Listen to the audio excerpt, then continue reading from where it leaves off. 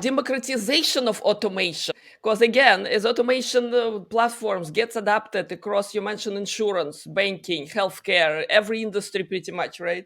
So the lines between the silos, traditional silos, blurring, right? Development, working with marketing, with sales, you name it, right? All these organizational shifts that happening right now, right? What about democratization? It used to be really engineering job to put together a workflow.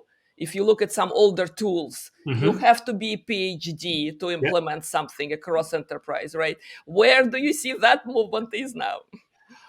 Oh, I am massively on the fence on this, and I'll tell you why. I'm a big believer that the role of a citizen being enabled to use technology can be, in the right environment, a very positive thing. But I'm also incredibly mindful that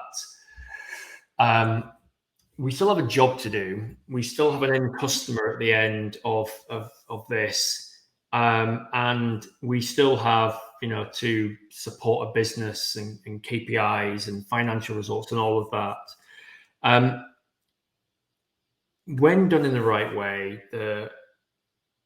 and when there's well-rounded support and budget and all of this good stuff, I'm all for it.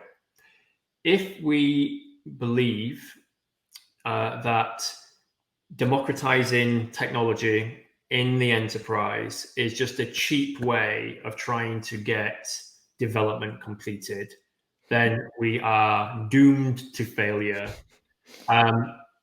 We need to realize that citizen developers will only ever be successful if they are well funded. And I don't just mean throwing money at them, I mean well funded with time and support and the right technology. Like, we have to set them up to succeed.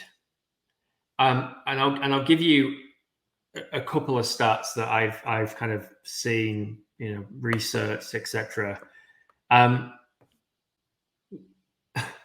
There's a number of clients, and this is an average, right? So don't take it as gospel, but for every 20 people that are trained as a citizen developer in unsupported programs, those where you get a little bit of training and then you get told to, do some stuff.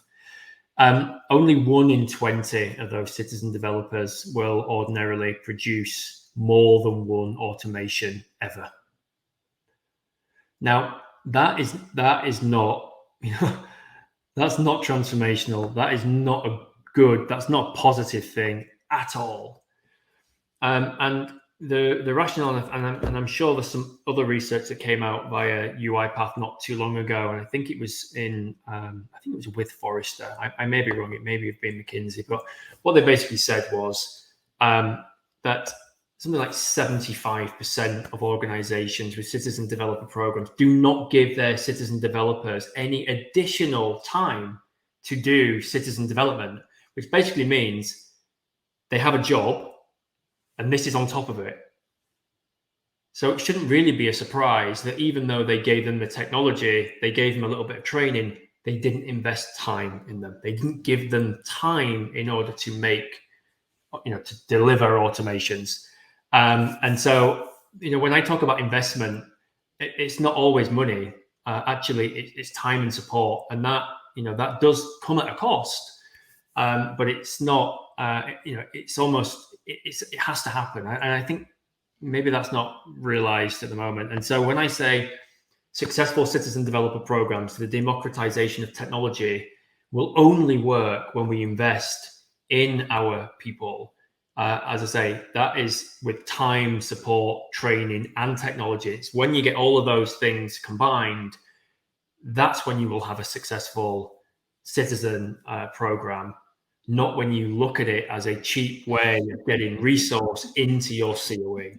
And that's, that's something I've come to realize over the last 12 months when I've seen where we've had positive and where we've really, really struggled. And it's those 4 things, I think, are the key differences that I've noticed.